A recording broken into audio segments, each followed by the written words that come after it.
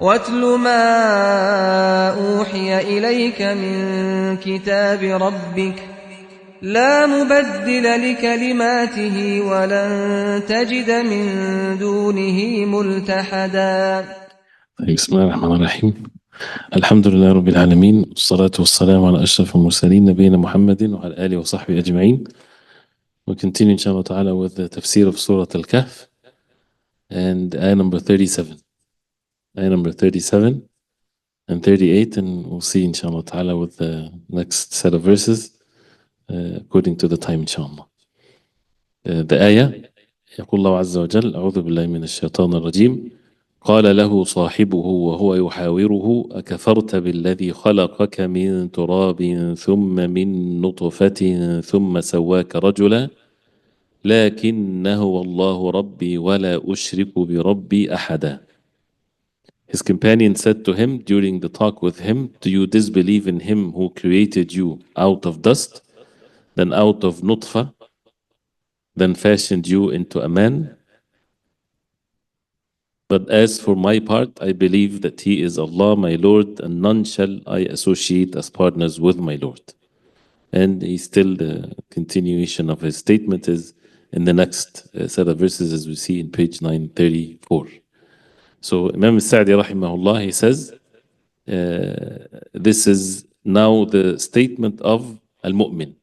The mu'min is replying, the believer is replying to his companion, or to his friend, the one that disbelieved in Allah subhanahu wa ta'ala, disbelieved in the Day of Judgment. All of that is because of what Allah subhanahu wa ta'ala bestowed upon him with these jannatin, the gardens that Allah subhanahu wa ta'ala perfected it for him. And how they, as mentioned yesterday, the great benefits that we learn from the statements of the disbelievers or the ignorant ones about Allah subhanahu wa ta'ala are the same thing. There's nothing new in humanity. It's so the Quran brings it all for us to learn and to be able to be on matters of clarity upon the truth and to see what's ignorant and what's not. So he replied to him by saying قال له صاحبه وهو يحاوره, أي قال له صاحبه المؤمن. That means his sahib, his friend, his companion, the believer, ناصحا له.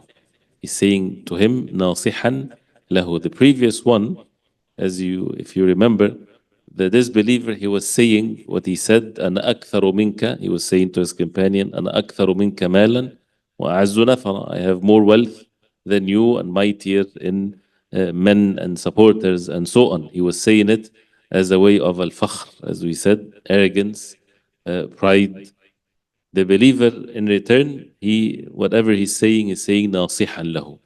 أكفرت, because also if someone says to someone أكفرت بالذي خلقك, you become a disbeliever. Either he's saying that arrogantly, maybe, or making mockery of him, or what exactly? He's saying that to him ناصحا له, with all kinds of concern towards him. He wants what is best for him, advising him. ومذكرا له, and reminding him حاله الأولى, to remind him of his first state when he was nothing, and Allah subhanahu wa ta'ala created him from nothing. So how can you, after all of this, you become ungrateful to Allah and you forget the favors of Allah that He created you from nothing? حاله الأولى التي أوجده الله فيها, the first state that Allah initiated him, created him in, في الدنيا, in this dunya. من تراب ثم من نطفة ثم سواك رجل. قال له صاحبه وهو يحاوره. Again, يحاوره, going back and forth in this conversation. أكفرت, did you disbelieve بالذي خلقك, by the one, you disbelieved in the one that created you. And then he reminded him of the stage of his creation. من تراب, from dust, ثم من نطفة, then from nutfa, then سواك رجلا, then he fashioned you as a man. He says فهو الذي أنعم عليك بنعمة الإيجاد والإمداد. Allah subhanahu wa ta'ala الذي خلقك, the one that created you, He bestowed upon you the favor of al-ijad from al-wujud. Al-ijad is that He's the one that brought you to existence. You were nothing and Allah made you exist on the face of earth. Wal-imdad, al-imdad, al-mad, whether it's to extend something, to give something, to keep on giving someone So al-imdad is the constant maintenance of your life from that you were nothing and then in the womb of your mother from one stage to the other. Who's the one that gave you whatever the means for you to be alive? And then after you were born and raising you when you did not have any means or any intellect or any power, Allah subhanahu wa ta'ala is the one that took care of you in all of these stages. Then ثم سواك رجلا, then fashioned you سواك from a taswiyah. That means everything is in the proper proportion. رجلا, to be a man. So there's difference between a man and a nutfa, or a man and a turab. Turab is the dust. The nutfa is the semen or the, and then it includes also the other stages in the womb of the mother. And then also the child. A person is tiflan, to be a tifl, to be a child, and then the stages, and then to be a man, there's difference. At taswiyah, he sawaka. Allah subhanahu wa ta'ala is the sawak. He's the one that sawak. He's the one that fashioned you, made you in such a way to be a man, to be the way that you are now. And al-rajul is the one that reached the age of puberty, the one that has, as he says here, وَوَاصَلَ عَلَيْكَ النِّعَمْ, that Allah subhanahu wa ta'ala kept on continuously giving you the favors. وَنَقَلَكَ مِنْ طَوْرٍ إِلَى طَوْرٍ, that he نقلك, he changed you, he moved you. And naql is to move one from one place to the other. They call the transportation naql, because you moved from one place to the other. وَنَقَلَكَ مِنْ طَوْرٍ إِلَى طَوْرٍ, from one state to the other. الطور وَخَلَقَكُمْ أَطْوَارًا, that means in different stages, in different places, different ways. So you were not born as a man. You're not just all of a sudden happen like this. And this is by the wisdom of Allah for people to see, so that they don't become ungrateful and disbelievers. And that's why when someone disbelieves, it's a very obvious ignorance, because does he forget how he was? And if he does not remember, he sees others. So وَنَقَلَكَ مِنْ طَوْرٍ إِلَى طَوْرٍ, who's the one that made you go from one stage to the other? حَتَّى سَوَّاكَ رَجُلًا, till he سَوَّاك, fashioned you, رَجُلًا كَامِلَ الْأَعْضَاء. This is the meaning of سَوَّاك. كامل الأعضاء, that means your parts of your body are complete. والجوارح المحسوسة, your senses. الجوارح, your physical body, your senses. المحسوسة والمعقولة, the tangible ones and the ones that with intellect. You're able to see, to touch, to smell, to feel, to think, right? So this is all from Allah subhanahu wa ta'ala. And وبذلك, he says, وبذلك يسر لك الأسباب. He made the asbab, the means for you, easy. وهيأ لك ما هيأ من نعم الدنيا, and also gave you the means for yourself. وهيأ لك, he prepared for you. التهيئة is when you prepare something for someone else to make it comfortable, to fit whatever he's for whatever he's doing. So from ni'am dunya, from the favors of the dunya. So internal and external, all of that from Allah subhanahu wa ta'ala. فَلَمْ تَحْصُلْ لَكَ الدُّنْيَا بِحَوْلِكَ وَقُوَّتِكَ. All of that is this constant, these details of reminding oneself and others with the favors of Allah. You would see how ignorant we are as human beings when we forget this. And when someone is so ignorant that he would disbelieve in Allah subhanahu wa ta'ala and doesn't see these favors of Allah. So these are all obvious matters. فَلَمْ تَحْصُلْ لَكَ الدُّنْيا, this dunya, this materialistic things of this life, you did not attain it, you do not have it. بِحَوْلِكَ وَقُوَّتِكَ, by your might and your power. It's not by you. If it was by you, then where were you 100 years ago? Did you bring yourself to existence? Did you make the decision when you were nothing that you will be created? You did not create yourself. And you did not maintain yourself from the stages, from being in the womb of the mother, when you were born, when you were a child. None of that is attributed to you. You were nothing, and still in the stages, it's all by Allah subhanahu wa ta'ala. And still, also when you are a full-grown man, it's still all by Allah subhanahu wa ta'ala. So why would you forget? بِحَوْلِكَ وَقُوَّتِكَ بَلْ بِفَضْلِ اللَّهِ تَعَالَى عَلَيْكَ. But rather, it's by the bounty of Allah upon you. So then, when a person sees all of this, then he would be ashamed of himself. فَكَيْفَ يَلِيقُ بِكَ أَن تَكْفُرَ بِاللَّهِ. How can it befit you يليق يعني fits you. How can that be big if you're someone that want to witness what all of these things? How can that it befit you to disbelieve in Allah? الذي خلقك من تراب ثم من نطفة ثم سواك رجلا. The one that created you from turab, then nutfa, then fashioned you as a man. وتجهل نعمته, and you become ignorant of his favors upon you, that you don't attribute it to Allah, attribute it to yourself. وتزعم أنه لا يبعثك, and you claim that he's not going to resurrect you. وإن بعثك أنه يعطيك خيرا من جنتك, and if he resurrected you, as it's mentioned in the previous verses, that he'll give you better than the Jannah. هذا مما لا ينبغي ولا يليق. This is something that it's not permissible and does not befit. And it shows also the ignorance of the human beings when they deny the resurrection, when they don't look at their initial creation, when they cannot doubt how they were created.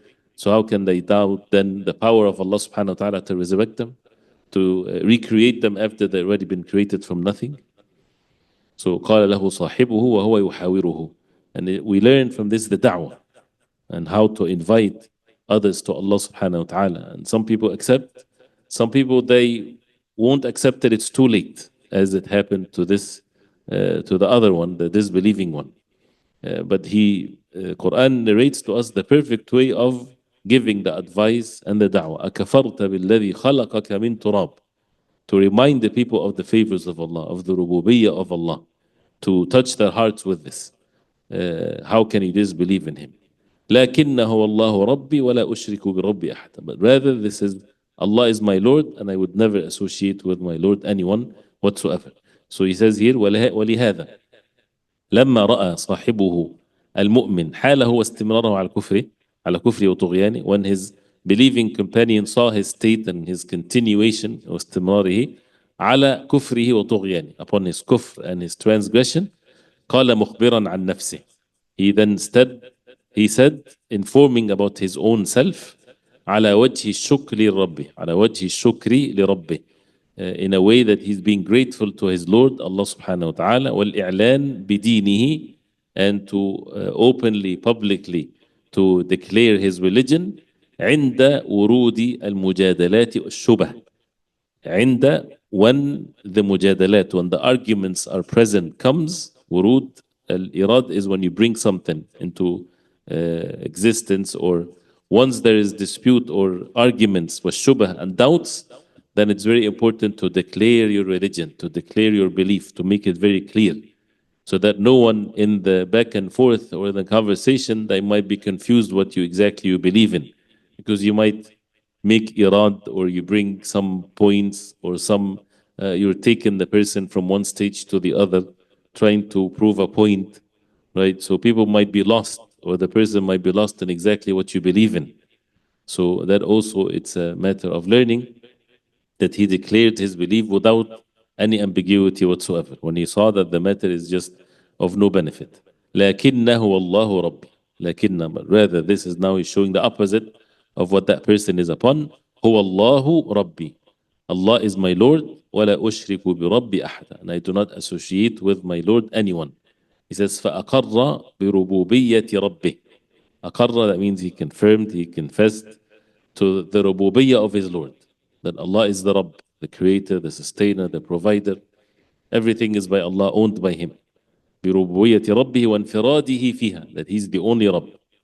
والتزام طاعته وعبادته. And also أقر, he confessed, he confirmed that he is going to be obedient to him, and he's going to worship him alone subhanahu wa ta'ala. وأنه لا يشرك به أحدا من المخلوقين, and that he does not associate anyone of the makhluk with Allah subhanahu wa ta'ala.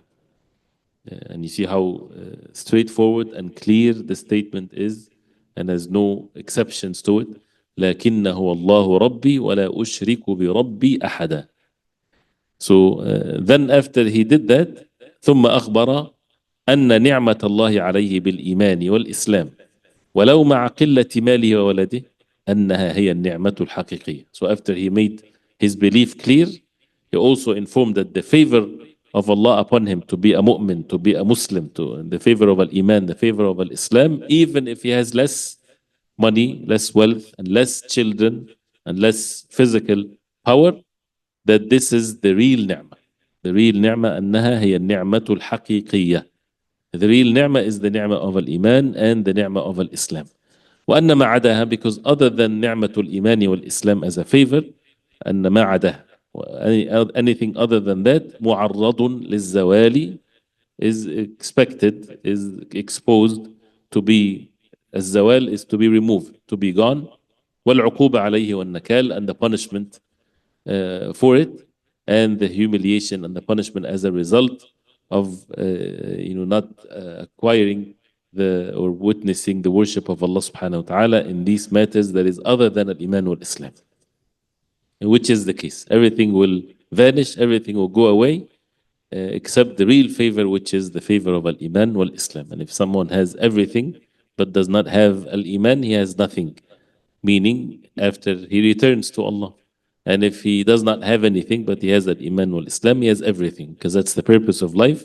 And if he continues to be like that, he will have the everlasting joy, which is nothing compared to the temporary life. Infinity, compared to millions of years, is equals to zero. So this life, no matter how long it is for a person, and it's by the mercy of Allah that it's not thousands of years, it's only counted by the tens of years, for not even for everyone, compared to the hereafter, it's equal to nothing.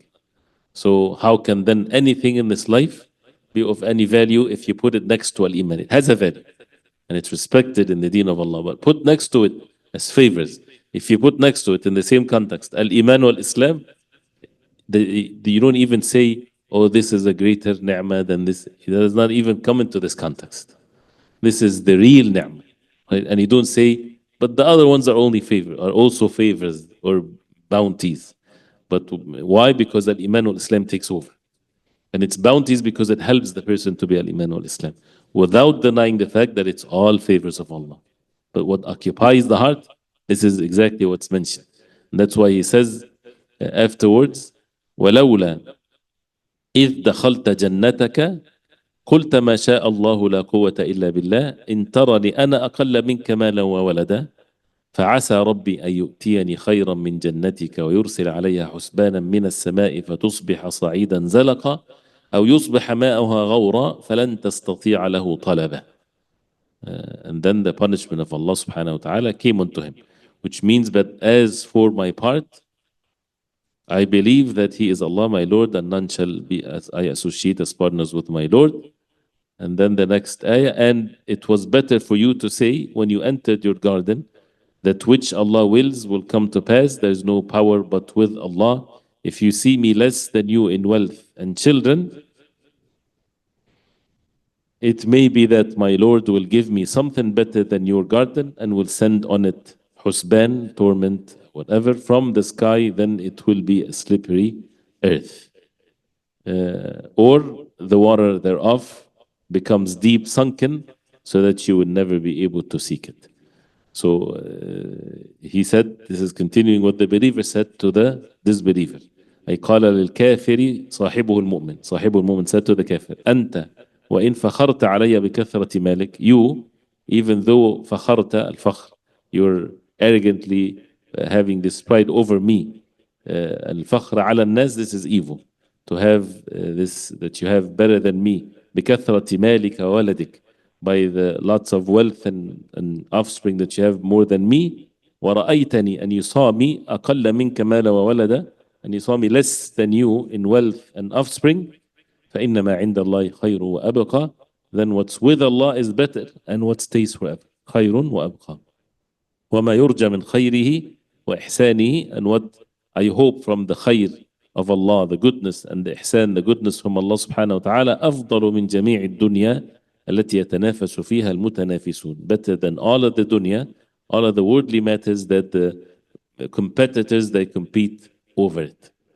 And this mu'min is not saying that revenging for his own self, seeking an excuse why he has less, because it can be easy said that way, saying he just wants to defeat his opponent. No, this is all part of the nasiha to him. And unless the believers are upon this, then their da'wah is not of any benefit. If it's a personal gain, oh, I defeated him, I got him in place, Whatever, this is not the da'wah. The da'wah is the concern towards them. It's, you see someone is drowning, you see someone that is ruining himself. So the speech that he's giving is to save him from this darknesses that he's in. So when he even express himself that as if he is defending himself, no, he is showing him the truth, that this is the reality of things. ولولا, and he advised them, ولولا إذ دخلت. ولولا is that if you would have been better for you, that when you enter the Jannah, your garden, جنتك meaning your garden, قلت ما شاء الله ولا قوة إلا بالله. Instead of being arrogantly saying, it's never gonna perish, I'm better than everyone, being arrogant when you see your wealth, no, it should have been better for you to say, ما شاء الله. This is all by the will of Allah. لا قوة إلا بالله. There is no power or might except by Allah. And this is a statement that a person should say whenever he sees something he likes, and whenever he sees something that he likes in his own self, whether it's for others or for his own self. So even if you enter your house, mashallah, you're comfortable in your house, see, mashallah, la quwwata illa billah. For your own self, yes, for your own wealth. You might affect your wealth in a negative way, Allah knows best. So that's why every time you see it and you like it, say, mashallah, la quwwata illa billah. And the same thing for your brothers, as the Prophet ﷺ, he gave us this command so that you don't harm anyone by making dua that Allah subhanahu wa ta'ala bless it for them. So ولولا إذ دخلت جنتك قلت ما شاء الله لا قوة إلا بالله. And you see ما شاء الله لا قوة إلا بالله, distancing oneself from any credit whatsoever. And this is how the hearts of the believers based on, as we heard before. إن ترني أنا أقل منك مالا وولدا, that in tarani, if you're seeing me, that I'm less than you, مالا وولدا, wealth and offspring, فعسى ربي أن يؤتيني خيرا من جنتك, maybe that Allah would give me better than your Jannah. Why? Because he's a better person? Because he has more power? No, because of his iman. He's having the good thinking and the good expectations of Allah, and he says it in a way with adab fa'asa. He's not making that decision because everything is by Allah subhanahu wa ta'ala. But because the promise of Allah subhanahu wa ta'ala is the truth for the believers. فَعَسَى رَبِّي, my Lord, أَنْ يُؤْتِيَنِي خَيْرًا مِنْ جَنَّتِكَ, that He would give me better than your Jannah, than your garden. وَيُرْسِلْ عَلَيَّ حُسْبَانًا مِنَ السَّمَاءِ, maybe that Allah will, He's the one that is able to send the حُسْبَانًا مِنَ السَّمَاء, a punishment from the skies to your garden. فَتُصْبِحَ صَعِيدًا زَلَقًا, it becomes as if it wasn't before. So he says here in the tafsir, فعسى ربي أن يؤتيني خيرا من جنتك ويرسل علي, أي على جنتك, send unto your جنة التي طغيت بها وغرتك, this Jannah, this garden that you transgressed by it and deceived you, حسبانا من السماء. الحسبان أي عذابا, punishment, بمطر عظيم أو غيره, by مطر, by great rain or something else. فتصبح, then it becomes, بسبب ذلك, as a result of that, صعيدا زلقا. الصعيد is the earth when it's leveled. صعيدا, that means قد اقتلعت أشجارها, its trees is uprooted. So because the garden has trees and, as it's mentioned, grapevines and all of these things, فتصبح صعيدا, that means leveled, like no trees, nothing whatsoever. قد اقتلعت أشجارها وتلفت ثمارها, and it produces ruined. وغرق زرعها, and its plants are drowned. وزال نفعها, and the benefit of it is removed. And زلق, that means it's of nothing whatsoever. And it's زلق, slippery, that it's so flattened and it has nothing whatsoever that it becomes so slippery, which is a sign that it's nothing of what's on the garden would exist anymore. Not even one plant or one tree, things like this. Because all of that is by Allah subhanahu wa ta'ala. And al-husban is, even though it's explained as rain, but it refers to, it means adhab, punishment. So the punishment from the skies, something that would fall onto you from the skies, which is, one is husbana, and that is the lightning. Sometimes they give it this name, which is basically the adhab, whether it's rain or something else. أو يصبح ماؤها غورا, or its water which is the التي مدتها منه, which is the garden is from the water. Without water, it would be ruined. So this water becomes غورة. غورة, that means غائرا في الأرض, deep in earth, sunken in the earth. You're not able to bring it up for irrigation or anything. فلن تستطيع له طلبا, so that you won't be able to seek it or to get the water. And if you don't have the means to water your garden, the garden will be ruined. So how can again a person be arrogantly thinking that it's never going to be perished when he has no means to control that? أي غائرا, deep sunken in the earth, لا يستطاع الوصول إليه. He has no capacity to reach it. بالمعاول, المعاول is the machines, the tools. ولا بغيرها or anything else. وإنما دعا على جنته المؤمن غضبا لربه. Here, is he making dua or he's saying that maybe this will happen? It seems like from the context that he's making dua. So he says here, إنما دعا على جنته, the mu'min made this dua against the garden of this man غضبا لربه. He did that out of the anger for the sake of his Lord, not for his own benefit. You know, and al-ghadab lillah is one of the ubudiyyah to Allah. When someone gets angry for the sake of Allah. And this shows the love of Allah subhanahu wa ta'ala in the heart. لكونها غرته, because how this garden deceived him. وأطغته, so what's the benefit of this garden? You know, it made him away from Allah subhanahu wa ta'ala. So when someone says, but this is a bad dua against him, who said that it's bad dua? Actually, if he's continuing to be like this, as if he made dua against him. If he wants to make a real dua against that individual, he would say, oh Allah, make him die as a disbeliever. But in this dua, that he is making dua against the thing that made him a disbeliever. So that means the dua also has a nasiha to him. He has concern to him. If this is what your heart is immersed in, that you can't see the truth in this matter, so maybe it be removed for you, it's better for you. You know, and of course, this is not necessarily the original thing that a person should do, but rather to focus on making dua that Allah guides the person. But if that's the only way, then it's better for him that he doesn't have the garden. لكوني غرته وأضغته, made him transgressed. وطمأن إليها, and he was so content with this. لعله ينيب, maybe then if he doesn't get the message and does not repent with at ease, at times of ease, maybe then when he loses it, he will have the inaba and the return to Allah. ويراجع رشده, and he returned back to his rujd and his, like as if he's intoxicated, to see what is right and what is wrong. ويبصر في أمره, and he sees the matter the way it's supposed to be. And then as a result of that, Allah subhanahu wa ta'ala, the next verses talks about the punishment that Allah sent. And it's not real punishment in the absolute sense if they're all still alive, because this is also can be a mean for him to repent to Allah subhanahu wa ta'ala.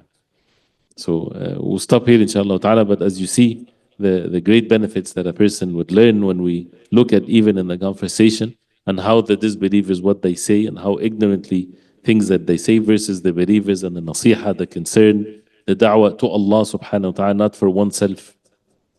And how also it can be with different levels of leniency, and also making the matter so clear that he would even make such a dua to make sure that the most important thing is the guidance. This is the real favor. Nothing else is of any value if a person is upon disbelief and disobedience to Allah subhanahu wa ta'ala. May Allah subhanahu wa ta'ala protect our hearts from the evil within. The attendance code is Al-Musawwir. The attendance code is Al-Musawwir. طيب, barakallahu feekum, jazakallah khair. Inshallah we'll continue next time. And again, please read the Tafseer since we read it. Go back at least from the beginning of the story of the two men with the garden, so that also we add to it inshallah ta'ala tomorrow with the great benefits. Because of the time, really, if we reflect upon these benefits one after the other and to how to practically be holding fast to it, it takes a long time. You can relate all kinds of circumstances and things that you face as a human being or the ummah faces based on these few verses. That can be a life-changing if you really reflect upon the meanings of these types of things. صلى الله وسلم على محمد وصحبه وسلم. السلام عليكم ورحمة الله.